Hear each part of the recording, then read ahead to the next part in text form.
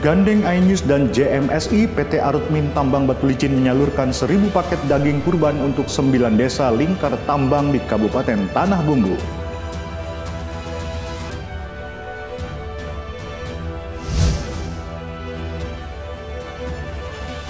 Tuai berkah di perkebunan sawit, warga kawasan perkebunan sawit PT PN 13 Kabupaten Tanah Laut berburu jamur di sisa janjangan sawit.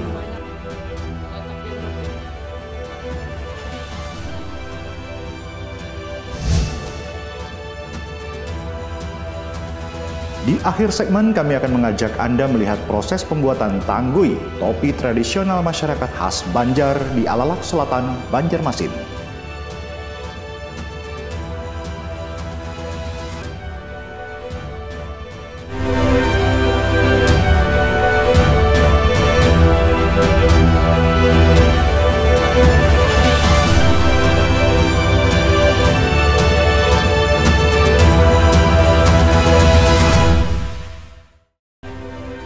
Salam pagi pemirsa Banua, berjumpa lagi dalam iNews Kalsel, program berita dan informasi iNews Banjarmasin.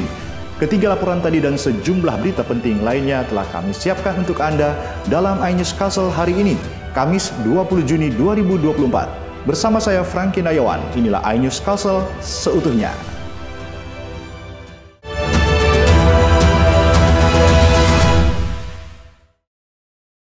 9 desa lingkar tambang di Kabupaten Tanah Bumbu mendapatkan penyaluran 1.000 paket daging kurban dari PT Arutmin Tambang Batu Licin Rabu siang. Dalam program berkurban ini, Arutmin gandeng iNews Banjarmasin dan Jaringan Media Siber Indonesia JMSI Tanah Bumbu. PT Arutmin Tambang Batu Licin menyalurkan 1.000 paket daging kurban untuk 9 desa lingkar tambang di Kabupaten Tanah Bumbu Rabu siang. Total hewan kurban yang disalurkan sebanyak 122 ekor sapi dan 31 ekor kambing tersebar di 7 titik wilayah operasional di Kalsel. Di antaranya Banjarbaru, Tanah Laut, Tanah Bumbu, dan Kota Baru. Khusus di Tanah Bumbu sebanyak 18 ekor sapi dan 3 kambing dari persembahan Arutmin dan mitranya. Untuk lingkar tambang Batu Licin disembelih 3 ekor sapi dengan berat 1.500 kg jenis Brahman. Penyembelihan dan penyaluran daging dipusatkan di Pusat Program Pemberdayaan Masyarakat PPM Batu Licin Desa Mekarsari, Kecamatan Simpang 4. Sebanyak 9 desa lingkar tambang Batu Licin mendapatkan paket daging kurban ini, yakni Desa Sungai 2, Batu Ampar, Gunung Besar, Pulau Burung, Mangkal Api, Mentewe, Gunung Raya, Teluk Kepayang, Mekarsari. Dengan adanya program Arutmin Kurban ini, masyarakat terbantu untuk bisa menikmati daging kurban ini. Harapannya sih Arutmin terus melakukan kegiatan ini karena memang ini selalu berkegiatan rutin kan dilaksanakan. Mungkin dapat ke depan dan bisa lagi terus mungkin bisa ditambah lagi itu kan sapi korbannya. Sementara Super Independen CDIE PT Arutmin Tambang Batu Licin Ahmad Nur Kholis mengatakan, momen berkurban ini pihaknya mengambil hikmah keteladanan ketaatan Nabi Ibrahim alaihi salam dan Nabi Ismail melaksanakan perintah Allah Subhanahu wa Ta'ala. Keduanya ikhlas menunaikan pengorbanan seperti yang dikisahkan dalam cerita para nabi. Ia menambahkan program ini sebagai wujud peningkatan sinergitas pihaknya bersama mitra kontraktor, media partner, dan desa-desa binaan di lingkar tambang. Harapannya kita bisa sama-sama berbahagia di Hari Raya Idul Adha ini, berbagi kebahagiaan bersama lah, prinsipnya seperti itu. Dan harapannya apa yang kita lakukan ini nanti bisa jadi giroh untuk menyemangati kita meniru keikhlasan Nabi Ibrahim.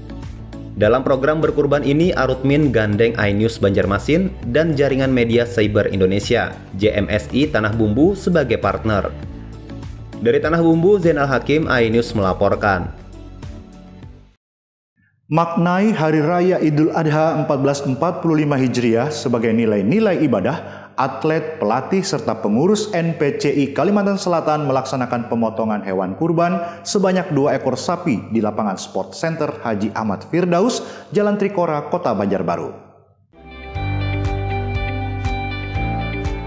Pemotongan hewan kurban setiap perayaan Hari Raya Idul Adha terus dilakukan oleh Nasional Paralimpik Nasional Indonesia NPCI Provinsi Kalimantan Selatan. Pada Hari Raya Idul Adha 1445 Hijriah kali ini, 2 ekor sapi sumbangan atlet, pelatih, serta pengurus disembelih. Setelah dibersihkan, daging kurban langsung dibagikan kepada atlet serta masyarakat sekitar yang membutuhkan. Kali ini ya, sebelumnya belum pernah. Nah, berarti senang ya dapat ini ya. Kalau Nur Hidayah cabang apa? Balap kursi roda. Selain untuk berbagi kepada sesama di momen Hari Raya Kurban, kegiatan yang sudah menjadi agenda setiap tahun tersebut juga sebagai ajang silaturahmi berkumpul seluruh atlet, pelatih maupun pengurus untuk lebih kompak lagi. Kita selenggarakan ini adalah hasil dari jeripayah atlet yang memberikan kontribusi ke NTPC Kalsel, itulah kami berikan kembali untuk atlet lagi. Mudah-mudahan kita laksanakan seperti ini supaya menjalankan keharmonisan dan kekompakan sesama atlet cabur manapun, dan apa yang kita jalankan ini supaya untuk memberikan support dan kekuatan kepada semua tim cabur masing-masing. Pada tahun ini, atlet disabilitas Banua akan bertarung di ajang Pekan Paralimpik Nasional di Solo, Jawa Tengah, Oktober mendatang. Diharapkan momen Idul Adha memberikan spirit bagi kontingen Kalsel meraih prestasi terbaik yang membanggakan. Dari Banjarbaru, Suhardian, iNews melaporkan. Ya, pemirsa, puluhan pegawai kantor agraria penataan ruang Badan Pertanahan Nasional ATR BPN atau Kantor Pertanahan Tanah Laut melaksanakan ibadah kurban dengan menyembelih 3 ekor sapi. Daging kurban ini akan dibagikan oleh masing-masing pegawai yang ambil bagian pada ibadah kurban Idul Adha 2024 ini. Inilah 3 ekor sapi yang baru saja dipotong oleh petugas pemotongan hewan di halaman belakang kantor Pertanahan Tala Rabu siang. 3 ekor sapi tersebut adalah sapi kurban dari 21 pegawai Kantah Tala pada Idul Adha 2024. Prosesi penyembelihan disaksikan Kepala Kantah Tala Ahmad Suhaimi dan diawali dengan pembacaan doa. Setelah dipotong oleh juru sembelih, daging sapi kemudian dikemas oleh karyawan Kantah Tala dibantu para petugas pemotong hewan kurban. Rencananya daging kurban itu akan dibagikan kepada fakir miskin dan sebagian disalurkan langsung oleh masing-masing pegawai Kantah yang ikut ibadah kurban. Ini sekitar 21 orang. 21 orang. Rencananya ini dibagi kemana nih? Rencana ini paling dibagikan kepada kawan-kawan. Barulah habis itu ada yang orang sini yang ibaratnya yang ke panti asuhan atau ke ini yang keluarga yang sakit-sakit tuh yang pasti yang di kampung masing-masing.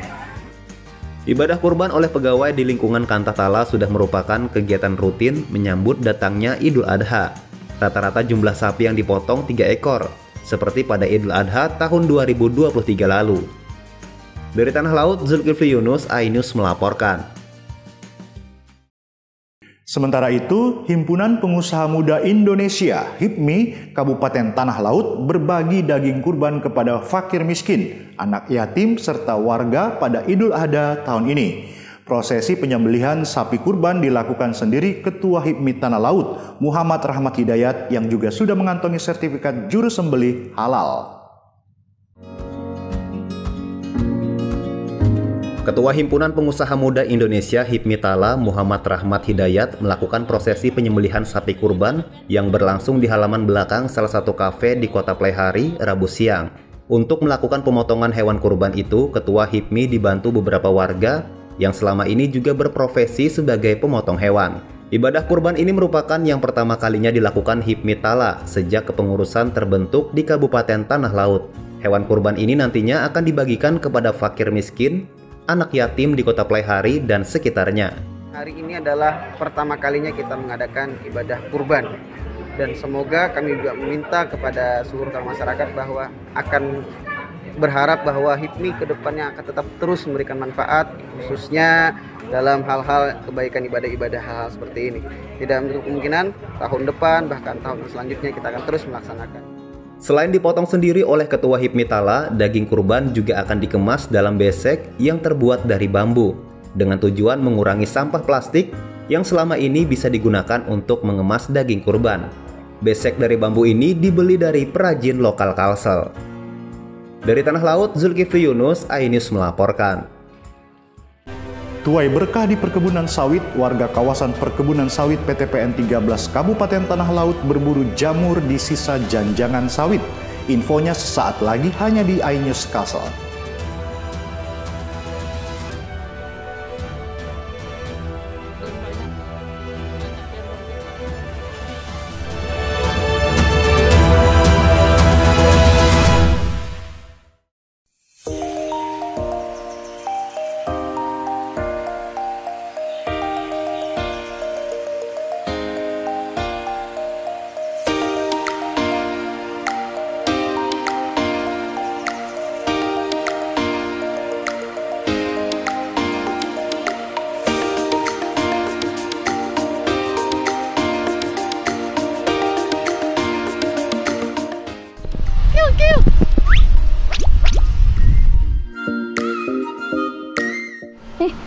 Gue kijip mata. Kenapa? Bapak nih kayak anak muda. Kenapa garang? Aku masih anom, umurku hanya 28 kali 2. Bukan cuma dibisin pacar kah? Bapak, kami hendak sekolah, Pak Ai. Kada perlu berpacaran tuh. Bukan kamu sudah minum tablet tambah darah. Kami sudah mulai SMP meminum tablet tambah darah, Pak Ai. Mantap, itu adalah hal yang dianjurkan oleh pemerintah supaya buan ikam tamat dari SMA, buan ikam hendak berumah tangga, sudah siap dengan gizi yang seimbang dan kada kurang darah. Inggih, Pak Ai.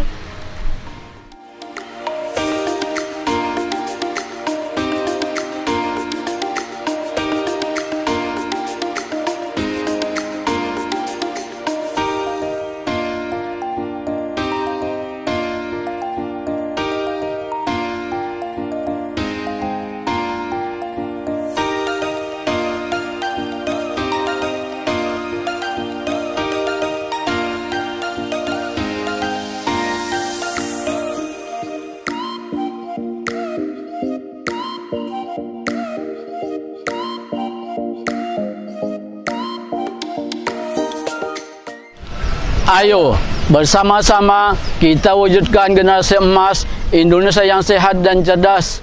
Dukung program pengendalian stunting di sekolah.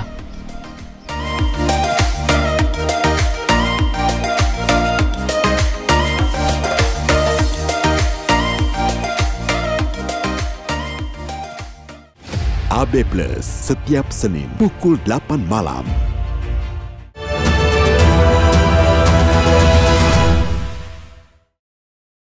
Terima kasih pemirsa, tetap bersama kami.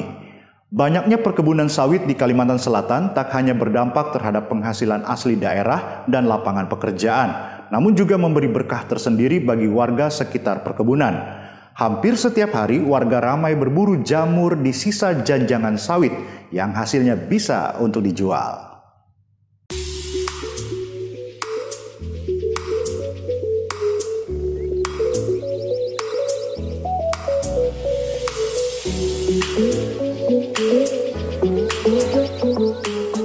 Selain membuka lapangan kerja, kehadiran perkebunan kelapa sawit menuai berkah tersendiri bagi warga kawasan perkebunan sawit PTPN 13 Kabupaten Tanah Laut.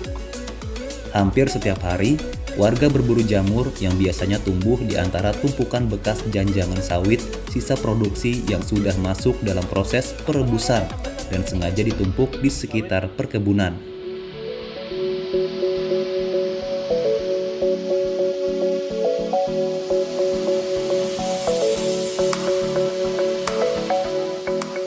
Jamur sawit yang mempunyai nilai ekonomis bentuknya masih kuncup berbentuk bundar. Per kilogram, biasanya para pencari jamur ini menjual kepada pengepul seharga Rp15.000. Sadi, salah seorang pencari jamur sawit, mengaku setiap hari ia mampu mengumpulkan sekitar 7 kg jamur. Hasilnya sebagian untuk dikonsumsi dan sebagian untuk dijual. Rata-rata ya kalau banyak kadang sampai 6 kilo, 7 kilo dapatnya. Kalau dijual berapa Pak 1 kilonya Pak ke pengumpul? 15.000 lah. Jadi pengumpul jual ke orang lagi 20-an lah sekitar lah. Itu musimnya ada nggak Pak ini Pak musimannya? Kalau ada hujan panas, saya deh Pak. Pasti banyak gitulah. Tapi kalau hujan aja belum tentu lah. Belum tentu banyak. Selain memiliki cita rasa yang gurih dan lezat, jamur sawit juga memiliki segudang manfaat. Sejumlah kandungan seperti vitamin hingga protein yang baik bagi tubuh terkandung di dalamnya. Tak heran jamur ini selalu diburu oleh pembeli.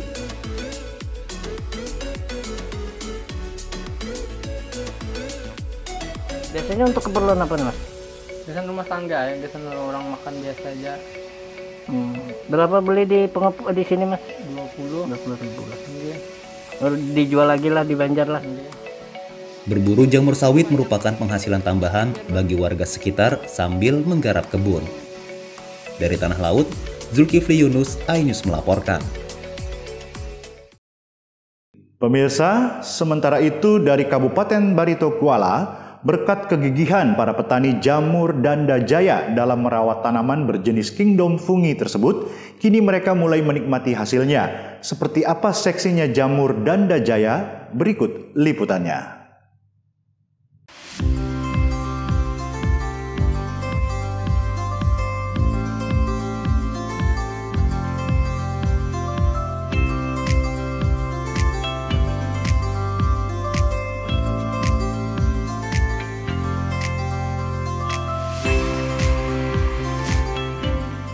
Meski sempat mengalami fase-fase pesimis, sekarang petani jamur tiram dari Desa Danda Jaya, Kecamatan Rantau Badauh, Kabupaten Barito Kuala dapat menikmati keseksian janda-janda mereka.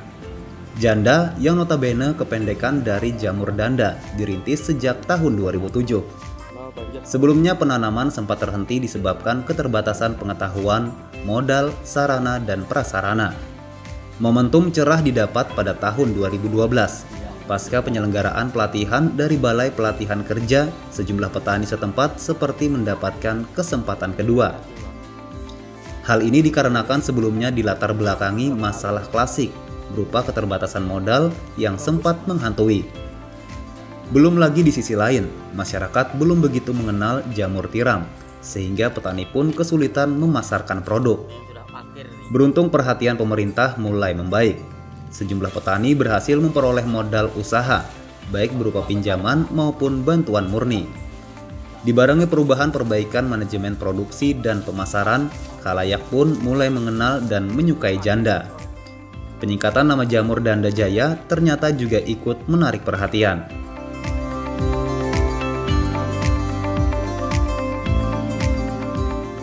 Seorang petani jamur, Suyanto, menuturkan kini hampir setiap hari bisa melakukan pemanenan jamur di samping rumahnya. Dengan rentang waktu 15 hari bisa memanen jamur yang keluar dari polybag. Satu harinya berapa kilo panen loh? Panennya kadang 5 kilo. 5 kiloan Pak ya? Pasti Pak ya? Pasti. Lebihnya aja lagi Pak? Lebih, lagi malam malah udah 10 kilo. Apa yang harus dijaga Pak Sub biar tempatnya ini jamurnya betah tumbuh terus Pak? Ya paling lembab. Kelembapan harus dingin, ruangannya dingin. Siram dari panas siram. Dari jamur tiram itu sendiri, masyarakat bisa menambah pendapatan mereka selain petani dan pekebun. Kami selama ini terus berupaya berinovasi untuk produk olahan, yaitu jadi tidak melulu memproduksi jamur tiram segar. Kami juga berusaha semaksimal mungkin untuk membuat produk olahan. Sementara ini sudah ada, cuman pemasarannya mungkin yang belum maksimal.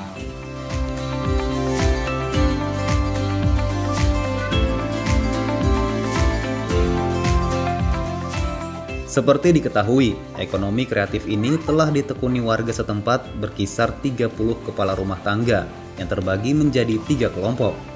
Selain mereka menjual jamur mentah, warga juga membuat produk olahan seperti nugget, pentol bakso, sate, mie ayam, dan kerupuk. Dari Barito Kuala, Muhammad Tamyiz, iNews melaporkan. Ya pemirsa, setelah ini kami akan mengajak Anda melihat proses pembuatan tanggui, topi tradisional masyarakat khas Banjar di Alalak Selatan, Banjarmasin. Info selengkapnya sesaat lagi hanya di iNews Kalsel.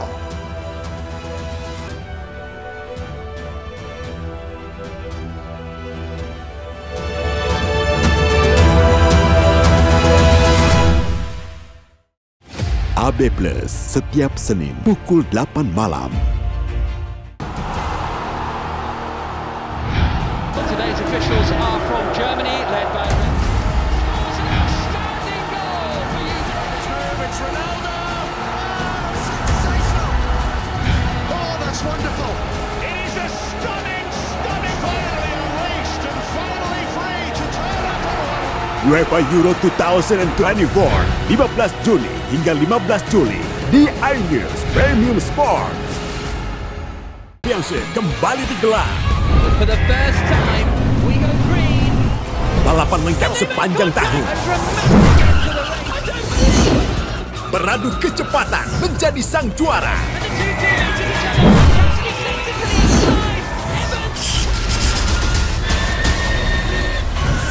Formula E World Championship 2024 hanya di iNews. Update informasi terlengkap menuju prime time berkualitas bersama iNews. Halo, selamat sore. Bekerja keras. Ini istilah apalagi? Human error. iNews sore setiap hari. Di iNewsroom dan Banjarmasin. iNewsroom Senin sampai Jumat. Di iNews Prime. Kejatuhan. Longsor. Gajah. iNews Prime Senin sampai Jumat. Selamat malam pemirsa, kembali berkembang tumbang dramatis. iNews malam setiap hari hanya di iNews.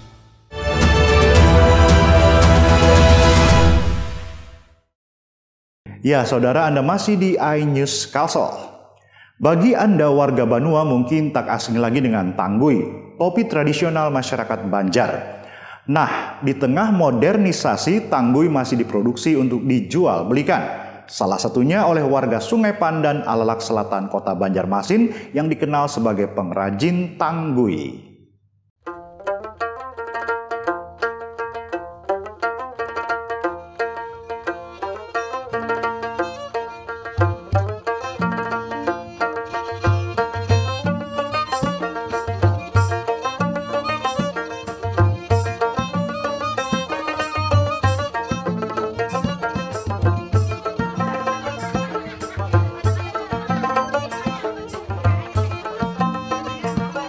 Di kampung Sungai Pandai, Alalak Selatan, Banjarmasin, ratusan tanggui diproduksi tiap hari.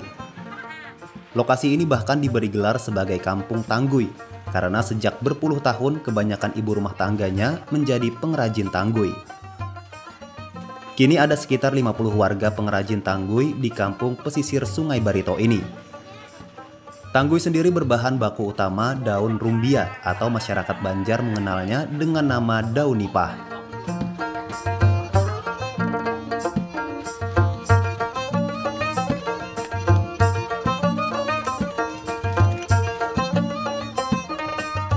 Daun nipah basah ini mereka dapatkan dari pedagang Pulau Kembang, Pulau Kaget, dan Tabunganen yang mengantar tiap hari dengan harga Rp15.000 per ikat. Daun nipah basah ini kemudian digulung dan dijemur hingga kering. Jika musim penghujan, pengrajin memerlukan waktu lebih lama untuk mengeringkan daun. Daun nipah kering kemudian dipotong sesuai panjang yang diperlukan. Pengrajin kemudian menyamak daun agar rata dan mudah melengkung. Potongan-potongan daun ini lalu dikasau atau dianyam hingga membentuk seperti parabola dan kemudian dijahit menggunakan benang agar kokoh menyatu satu dan lainnya. Dalam sehari setiap pengrajin dapat menghasilkan hingga 25 tanggui. Untuk setiap 100 tanggui, pengrajin dapat menjual ke pengepul seharga Rp140.000 hingga Rp200.000. Hari ini Bu Buankin bisa mengolah berapa tanggui ini, Jan? Tergantung hari panas, bilanya panas, kering, lakas loh pucuknya nih. Dapat dia yang selawi buah. Ya sini 2 tanggui gana, tanggui halus. Jadi yang gananya 140, 100-nya, jadi seperbuahnya 1.400. Kalau yang halusnya 1.000. Pengrajin yang mayoritas ibu rumah tangga ini sudah bertahun-tahun menjadi pengrajin tanggui. Pendapatan yang didapat dari mengolah tanggui dirasakan dapat menjadi tambahan untuk biaya belanja sehari-hari. Meski kadang musim penghujan menjadi kendala untuk membuat tanggui karena pengeringan daun nipah masih dilakukan secara tradisional, mengandalkan panas matahari. Biasanya dalam musim penghujan lah, biasanya kendalanya. Kenapa tuh? Ya lah waspang terlambat anunya kan basah loh kayak tambat keringnya gitu, nah lambat juga kami mendapatkan anunya ya untuk anak-anak sekolah kayak itu, nah sedikit bantu untuk laki buat sehari-hari ya di rumah sama anak sekolah, mengelakkan baju-baju anak kena supaya lumayan sehari kulihan Jepang rajin kita hari capat lah 30 kulihan naik. Kendalanya dari hujan bang lambat untung karena kering. Tapi bahan-bahan bakunya gampang aja didapat rasanya. Gampang, banyak aja. Tanggui yang dihasilkan pengrajin Alalak Selatan ini masih belum produk jadi. Mereka hanya membuat bagian atas tanggui yang kemudian dijual kembali kepada pengrajin lainnya yang kemudian menyelesaikan hingga siap dipasarkan. Tanggui hasil produksi warga Alalak Selatan ini dipasarkan hingga daerah hulu sungai, seperti Amuntai, Kandangan, dan Barabai. Selain seringkali digunakan sebagai pelindung kepala dari terik matahari saat menggunakan sampan atau bertani di sawah, tanggui kini juga populer digunakan sebagai hiasan dengan tambahan pernak-pernik lainnya. Dari Banjarmasin, Denny M. Yunus, iNews melaporkan.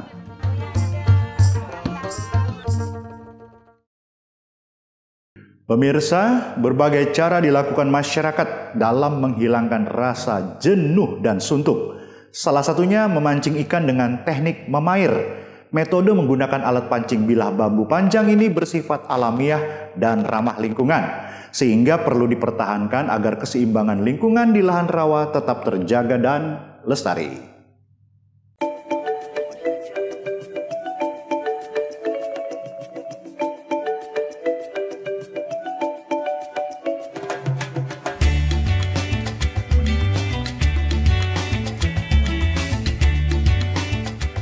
Memancing merupakan kegiatan atau hobi yang disukai banyak orang. Selain sebagai cara jitu menghilangkan rasa jenuh, memancing ternyata banyak memiliki manfaat. Di antaranya melatih emosi, meningkatkan konsentrasi, serta mengasah kemampuan bertahan dan kesabaran. Memancing dengan metode memair salah satu teknik yang unik dalam menangkap ikan, khususnya jenis haruan atau gabus, dan memiliki sensasi yang berbeda. Memair dalam budaya Banjar adalah sebuah teknik memancing menggunakan bilah bambu sepanjang 5 hingga 9 meter dengan umpan kodok. Agar ikan tertarik menyambar umpan, joran digerak-gerakkan arah maju. Selain memiliki banyak manfaat, memancing juga bisa menjadi ajang rekreasi karena dapat menikmati pemandangan alam yang asri. Tak ayal, kegiatan memancing banyak disukai semua kalangan untuk mengusir jenuh. Salah satunya seorang wakil ketua DPRD Tanah Bumbu, Sayyid Ismail Khalil Al-Aidrus, yang tertarik menggemari hobi satu ini. Salah satu lokasi yang menjadi tempat favoritnya yakni Desa Satiung, Kecamatan Pusan Hilir. Setiap akhir pekan, dirinya melakukan kegiatan memair di desa ini. Tak sekedar menyalurkan hobinya, legislator ini juga sekaligus sosialisasikan perda tentang larangan illegal fishing yang baru disahkan. Ia berharap masyarakat bisa memahaminya demi menjaga keseimbangan habitat ikan tawar. Dengan adanya aturan-aturan peraturan daerah ini, insya Allah akan segera kami sosialisasikan ke desa-desa yang notabene masyarakat itu penghasilannya beriwak. Itu pokoknya perda itu menyamanakan masyarakat, karena bakal mengalihkan masyarakat. Di Kalimantan Selatan, teknik memair haruan ini kerap diperlombakan guna mengasah dan beradu keterampilan penghobi pemancing. Bagi warga, memair lazim dilakukan, bukan saja bagi yang hobi, tapi juga masyarakat berprofesi sebagai nelayan air tawar. Dari Tanah Bumbu, Zainal Hakim, iNews melaporkan.